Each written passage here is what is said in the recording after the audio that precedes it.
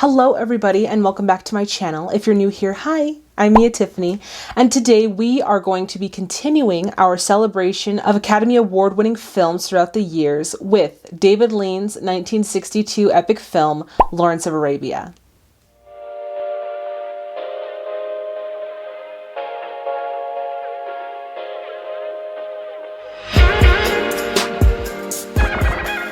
So Lawrence of Arabia was honored at the 35th Academy Awards in 1963, directed by David Lean, starring Peter O'Toole, Alec Guinness, and Anthony Quinn, with other notable performances by Omar Sharif, Jack Hawkins, and Anthony Quayle.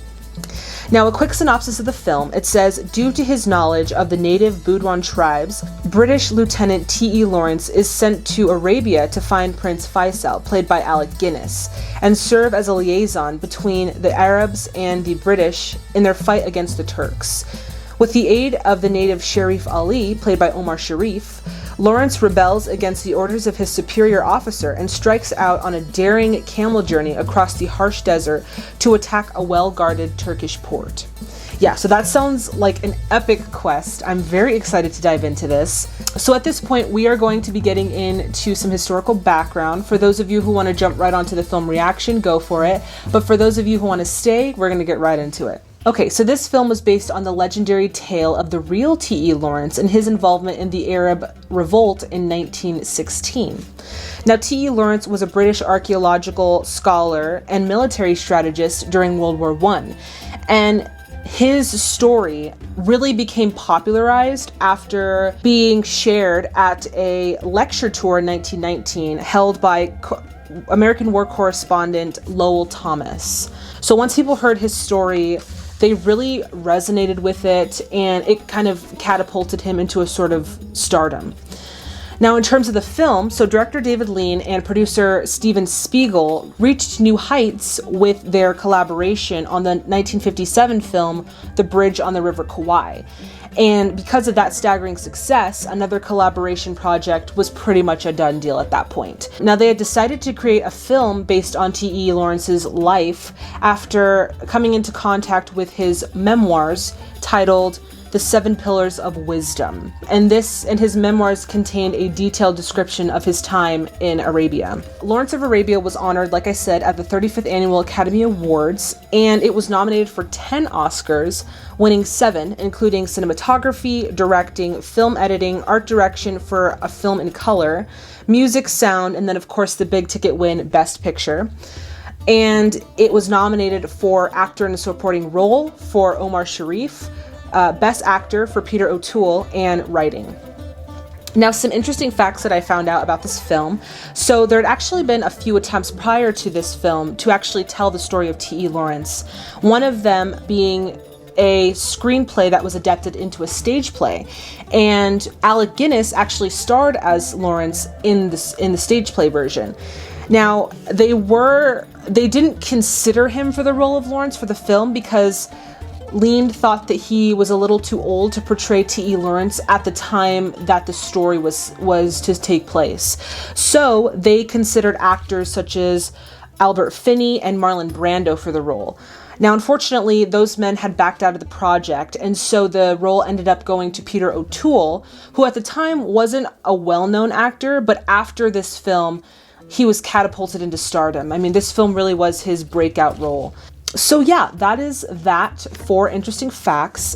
Just based off of the research that I've done, I am so excited to dive into this film just because people rave about its cinematography, its filming locations, its score. So I'm very excited to get into this movie. But before we do, I have a very special request of all of you. So we are trying to get to 1,000 subscribers on this channel. So for those of you who have not subscribed, please subscribe to the channel and hit that bell notification to stay in the loop. All right, everyone, it is time to get your drinks, get your snacks, and let's get into part 1 of Lawrence of Arabia.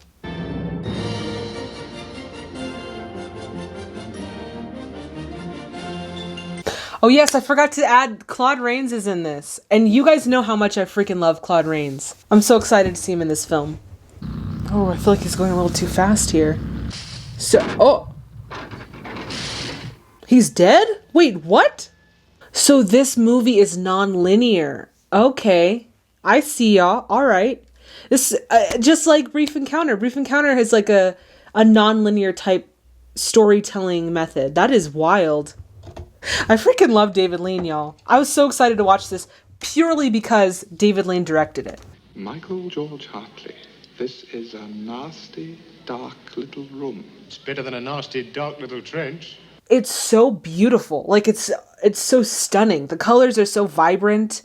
And it's just like, it's a stunning film already, hands down.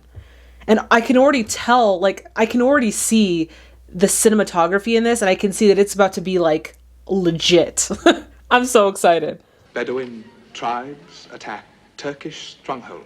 And I bet that no one in this whole headquarters even knows it happened. Bedouin? I said Boudouin? Oh my god.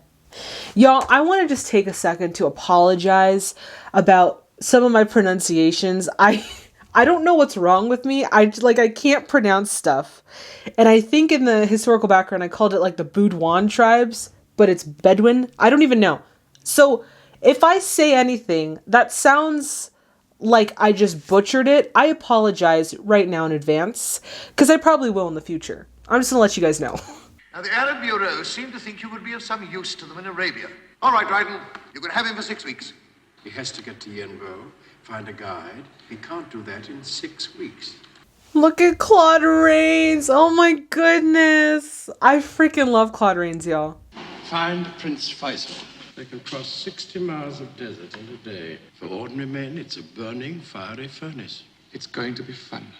I already feel like the way that they're kind of painting T.E. Lawrence, he's a very, like, lovable character. Like, just from watching, I already feel like I'm, like, kind of rooting for him. Like, oh, I want him to perform well on this task, like, of going to Arabia. And yeah, I want to root for him already. And I think that is aided with what Peter O'Toole is bringing to the character of T.E. Lawrence. Like, he just seems like a very lovable character from at this point. And I really, he's definitely someone that I want to root for. Wow, how absolutely stunning.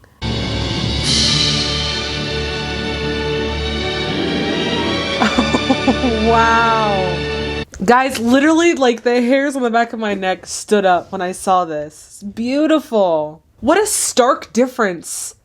Just in, like, the feel of the film. What a stark difference from Brief Encounter. I'm going to be bringing up Brief Encounter a lot, because that's the only other David Lean film that I've seen thus far. But just from these first couple scenes, we're really seeing just the versatility and the range of David Lean and his directing style. Because this feels like so vastly different than Brief Encounter, but at the same time, there are some similarities that I've already picked up on, like the non-linear storytelling method. And I don't know if that was done intentionally or just because it worked with the film, but we just see this stark contrast, like this just wide range of style, this wide range of ability coming from David Lean's directing abilities. Like, I'm so impressed right now, and we're not even like 20 minutes into this film. So impressive.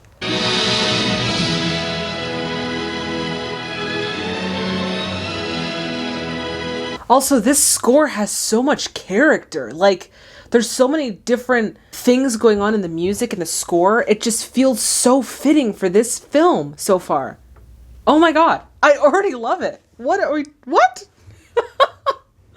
Wow. Oh my gosh, this is so beautiful. I can't get over this scenery. Oh my gosh, seeing this in theaters would have been like such an experience. If they ever decide to like show this again in theaters in my area, I need to like run to the theaters, because this would have been such an experience to see in theaters. Oh my goodness. Hit her on the shoulder and say, hut, hut, hut. Hut, hut, hut! Ooh! I didn't know camels could go so fast. I've only ever seen them walk. I've never seen them like gallop before. Good. It's all right. This is a Harriet well. The Harriet are dirty people. I feel like there's a lot of like screen that we're looking at here. Just from this, it's like there's a lot of screen that they get to work with, because, you know, in prior films they only had shorter ratio or smaller ratios, but we're getting like a nice wide shot of this beautiful, you know, deserted landscape, and it's so beautiful, and you get to see so much of it. I'm just like, I'm like fangirling a little bit. It's so pretty. Oh geez, someone's coming. There's just one of them. Is he walking? Oh man, I'd be so afraid. Like, where are you gonna run to? There's nowhere to hide. It's like a plateaued area. Oh no, I thought he was walking. He's on a camel. Oh, he gets a gun. No, did they shoot? Why did he shoot him? Oh my god, there's actually blood coming out. Oh my god, that's crazy. We are definitely not in the Hays Code anymore, ladies and gentlemen. Okay, but at the same time, they literally like stood there for probably 5 minutes watching this guy come in, when they could have just... But like I said, where would they have gone? There's nowhere to hide. He was my friend. That? Yes, that. This pistol yours? No, his. I feel like there's a significance of that pistol, because I saw it, first of all, on the DVD cover that I got, and then they just keep putting emphasis on it. And I feel like there's a reason for that. So I'm going to put a pin in that, and we'll come back to it later. My name is for my friends. None of my friends is a murderer. So long as the Arabs fight tribe against tribe, so long will they be a little people. This might be off topic, and this is very loose, okay? If I'm saying anything wrong, let me know. But what ended up happening after this Arab revolt is they broke up like the land of the Middle East, and it really caused a lot of tensions that are still kind of happening right now in today. But I just think that this really showcases just what might have, like, just the clash of culture, like people coming in trying to run an area that they have no real understanding of regionally, but also culturally. And I just think it's just so well conveyed in this scene. I will take you to Faisal. I do not want your company, Sharif. Wadi Safra is another day from here. I will find it. With this. No, baby, now is not a time to be... Yeah, I wouldn't even pretend. Like, I know that this guy literally just killed his guide and friend. I get that. That was a crappy thing to do. But you're in this vast desert area. That is not the time to get all prideful, like, oh, I'll find my way. Oh, I'll do it myself. No, baby, because you will actually get lost. And you don't want to get lost in the desert. Holy crap. Not a good idea. You can run, T-Tom, oh, the echoing thing. Although I would not be making that kind of noise because you don't know whose territory that is, first of all. You don't know who's lurking there. This whole scene right now is stressing me out. Oh, they're bombing. Stand and fight! Stand and fight! Woo! You just see this change in cinema in the 60s. We saw it in The Apartment with some of the themes that were being dealt with there and how they were being dealt with. And now here in this film, just kind of the way they depicted violence, still not as violent as something you'd see today, but you can see artistically that there's more freedom in what they're allowed to show. So I appreciate it, because now we're getting more of a sense of what war might have felt like. But I just wanted to note on that, because it's like you physically, now we're really seeing this change into more modern types of cinema, or more modern cinema. So I really appreciate that we kind of get to see that in this scene. You understand, Lieutenant Lawrence. My people are unused to explosives and machines. First the guns, now this. There's so much more action going on. That's one of the other things I love about newer films, as much as I love my classic films, all right? The one thing I love about newer films is there's so much action. And I love action films, huge buff of action films. But there's a lot more action happening, and it's so much more exhilarating to watch. But then also set in the 1960s, it's such an interesting... The 60s was just such an interesting time. And I just love seeing the change and how we kind of shifted from, Hays Code 40s and 50s to more artistic modern cinema. I'm getting a little thrill out of it. It's so much fun to watch. We can't supply you here. You could supply us through Aqaba. Well, if you can get hold of Aqaba, then of course we can supply you. British and Arab interests are one and the same. Like I said, one thing that they're really doing in this film, again, highlighting the clash of culture and like what everyone wanted to take away from this. Like what this man said right here, he said about like Arab interests are the same as British interests, which I don't think is the case. I think it's just they're allying together to defeat a common enemy, but I don't think that they have the same interests in mind. So again, we get to see that clash of culture in this film and just what happens when powers come together to fight for the same thing. They don't always have the same interests at heart. And I really love that we get to see that in this film. The English have a great hunger for desolate places. Here they hunger for Arabia. Then you must deny it to them. We need a miracle. I really like the fact that the dialogue is simple because sometimes I miss important events in dialogue that's a little bit more like thought-provoking, or you really have to sit there and really understand it. But with this film, it's very straightforward. There's no like, at least in my opinion, it's very easy to follow. And I just like that they've decided to kind of make the dialogue more simplistic. But then they have so many other elements in this film that are there's like subtleties and layers just in the cinematography. The music has so much personality. So it's easy to follow, but it's also easy to appreciate the more complex elements of this film. I really love that they did that.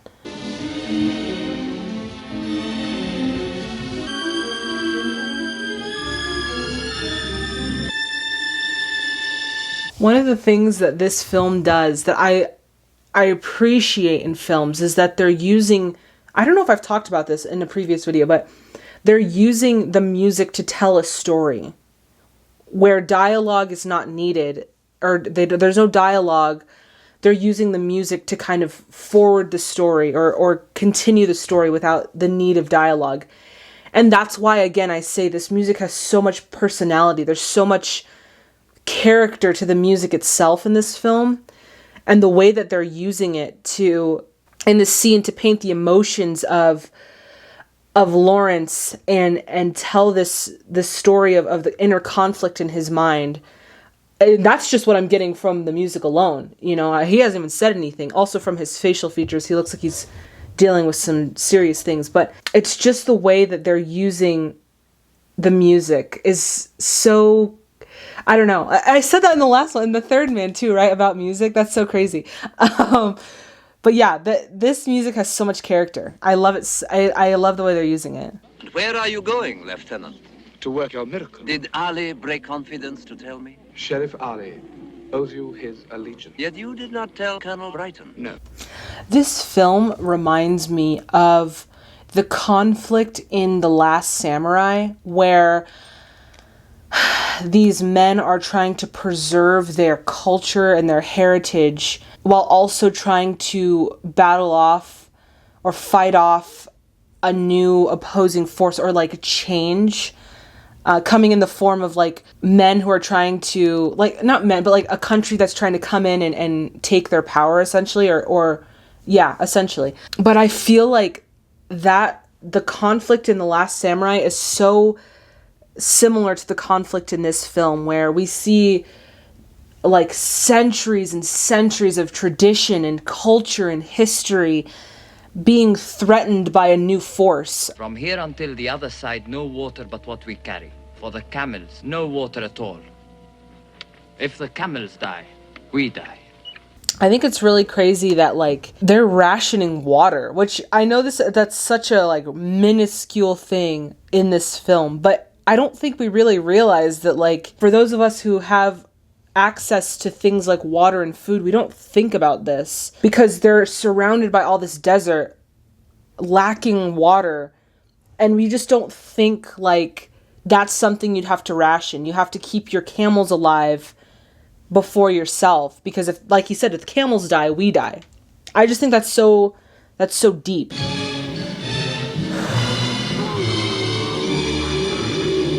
Poor camels. there's like just so many different textures to this landscape and so much to work with. Oh my God. And he's using every single bit, him being David Lean, is using every single bit of landscape that he can. And he's soaking up every single inch of this desert.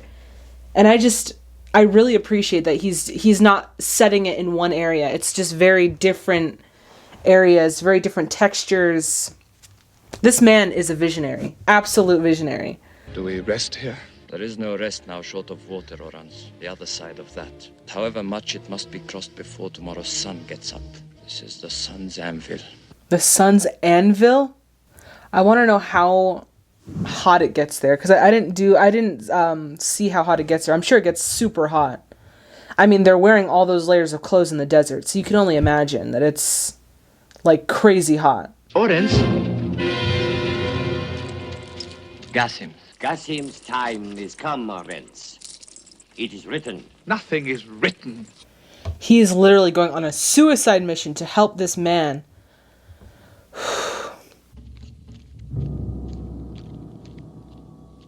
Oh man, that sun is coming, baby. By the way, absolutely love the imagery. It's already probably getting hot. Yeah. It makes me kind of sad that he's just like, this poor man got lost in the middle of the sun's anvil. Oh my God, I feel the sun literally beating down on me. It's just vast nothingness. Like, you know that you're in some hot sun when the ground is scorched. Like, oh, it's making me nervous. Oh my God, I love the scenery in this.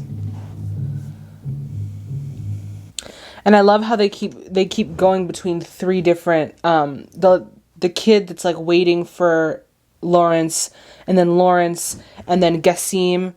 Like, they are like showing three different, it kind of reminds me of the way that Christopher Nolan tells his stories, with like the rising crescendo or his climaxes, where he has three different stories kind of reaching their peak. I kind of like that Lean's doing that.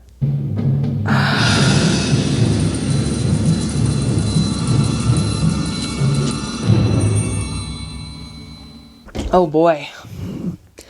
Really makes you grateful for the things you have readily available, you know? Look how far away he is, though. Oh my gosh. Oh, he found him! Woo! Yes! By the way, also notice there was no line of dialogue in the last maybe 3 to 5 minutes of the film. All of that whole story was being told with the music. Can we just appreciate that for a second? Wow. Like, I'm floored. That is amazing. What a way to storytell.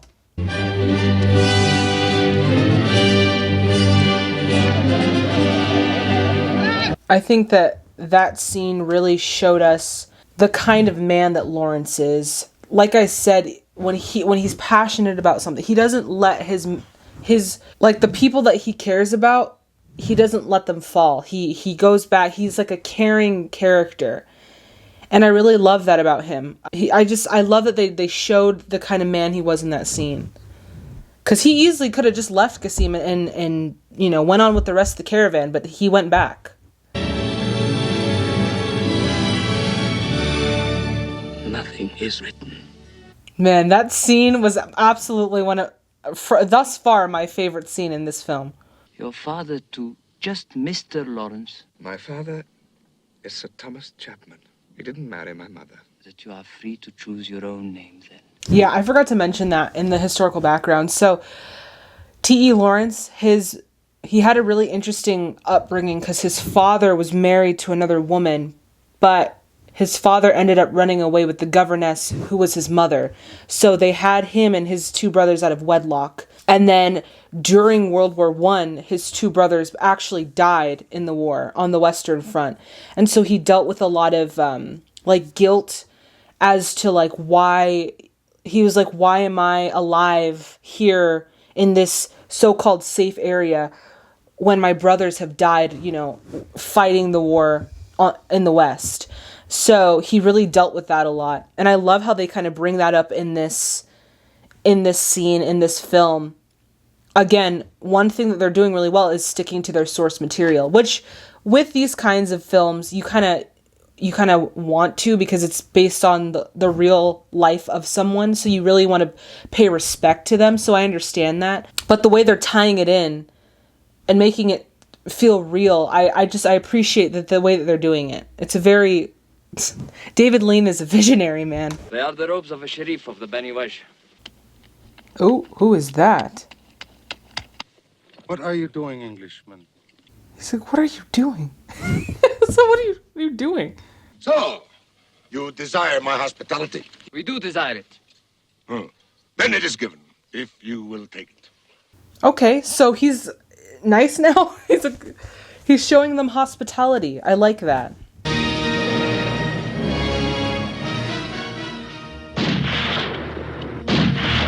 That kid with the pistol. Oh my god. He's giving me life.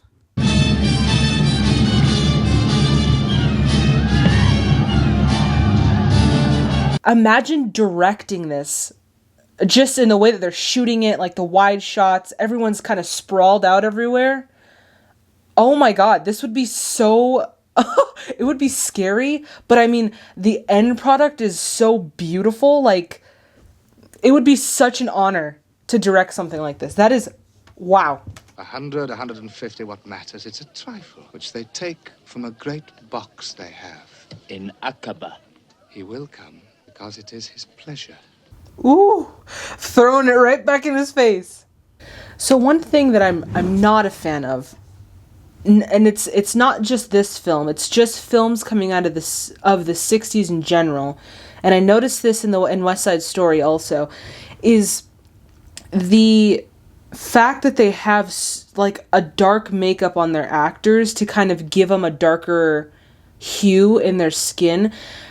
What I don't like about it is the way it looks on camera. I don't like the way that it looks so like obvious. Like if you look at this actor and his nose, like nobody has a nose that looks like that color. Like it looks like there's dirt on his face. And I don't like that. But I mean, again, it's the 60s and it's like they didn't have like the type of, you know, more realistic makeup that we have now.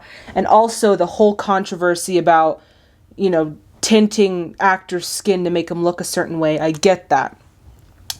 But just in the context of what it looks like on camera, I'm not a fan of the way that it looks, because it just looks so obvious that it's makeup. And I just wanted to comment on that because it's really distracting in this scene. Like, I'm trying to hear what they're saying, but at the same time, I'm like, God, his makeup is so bad. Make God your agent, Aqaba!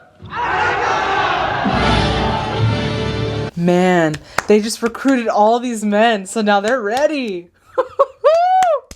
I can't wait to see this showdown. I'm excited. Oh my God, what happened?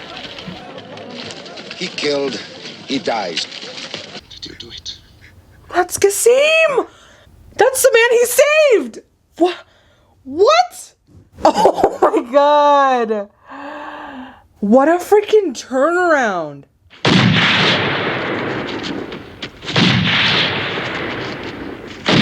Oh my God, what a...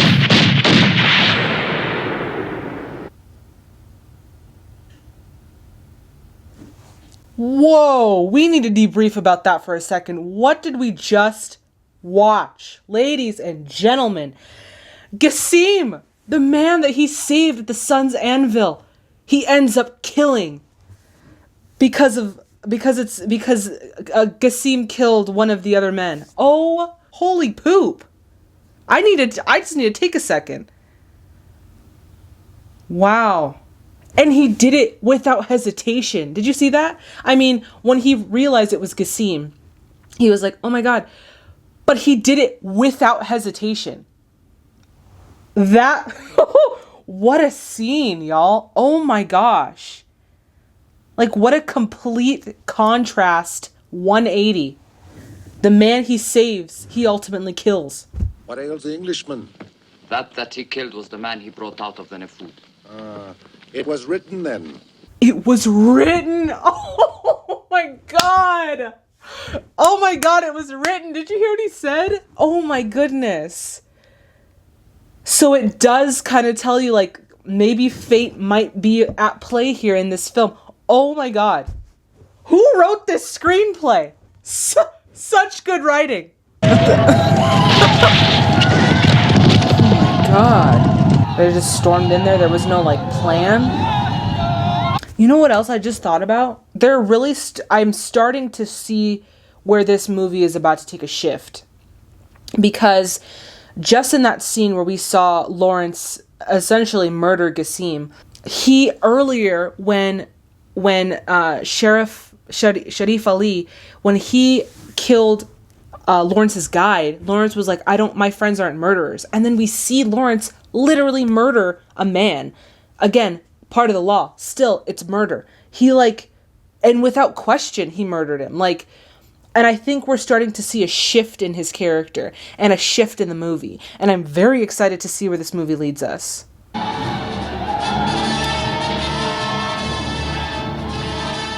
Look at all that artillery and water. They're showing us, oh my god, I can't stop pausing it, I'm sorry. This scene tells us so much about this city of Aqaba. They have so much resources. They have water, they have artillery, they have men. I can see why they wanted to raid this city now. And this one little scene tells us so much about this city. 5,000 golden guineas to Auda Abu Tai. In 10 days, I'll be back with the gold.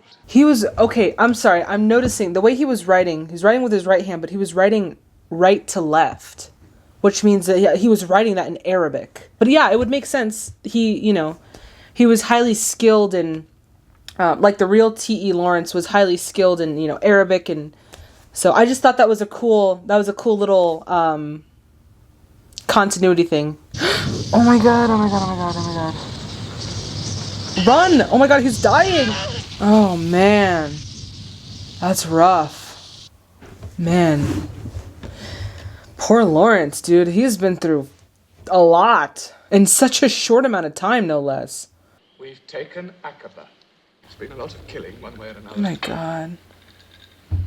Cross my heart and hope to die. It's all perfectly true. Look at he's shaking. Possible. Oh my gosh. I literally, not even gonna lie to you guys, for a good 10 minutes I forgot I was filming. I was so locked into that scene. And just the way that Peter is conveying Lawrence's character, there has been such a turn in his character in the last maybe 20 minutes of the film. Wow. You can tell that this has changed him. This experience of losing the other kid, his time spent with the Arabs, and it's just changed him in so many ways. And I was lost. I was in it. I forgot I was filming. Oh my god. Wow. It's just he's such a good actor. Such a good actor. This scene I was on the edge of my seat. Wow. I killed 2 people. There was something about it I didn't like. I enjoyed it. Oh my god. That scene where he confessed to the man in charge that he enjoyed murdering Gassim. He's kind of losing himself as he's doing this. So what is this really for? For power, right? It doesn't matter who gets lost in the midst of it. That was powerful. And the deliverance of just the portrayal of Lawrence in this scene by Peter O'Toole, guys, he is a phenomenal actor. What a scene, man. I'm taken away. This is, wow. I don't even know what to say. What I'm trying to say is I don't think I'm fit for it. You've heard about this, Mr. Perkins? Yes, sir. What do you think about it? Bloody marvelous, sir. The way he's just letting everything, he's just allowing all of this information to really seep in, and you can see that he's really he's processing, and he's allowing it. He's phenomenal. Wow. He should have won. Who won Best Actor that year? I should have looked that up. I think it was Gregory Peck for To Kill a Mockingbird. I haven't seen it, so I can't talk about it. But hot dang, Peter O'Toole. I'm just saying. Give them artillery, and you've made them independent. He's riding the whirlwind. Let's hope we're not. God. Intermission. Wow. So we are going to stop there for today, and we will continue in the next video. But what a character in Lawrence. He is so, like, there's so much, like, depth and complexity to his character. And, like, there are so many different aspects to him. Because at first, right, I was like, oh my God, he's such a lovable character. But there was a shift. There's like a shift in his character where you kind of start to get this feeling of second guessing yourself. Like, oh, is he such a lovable character?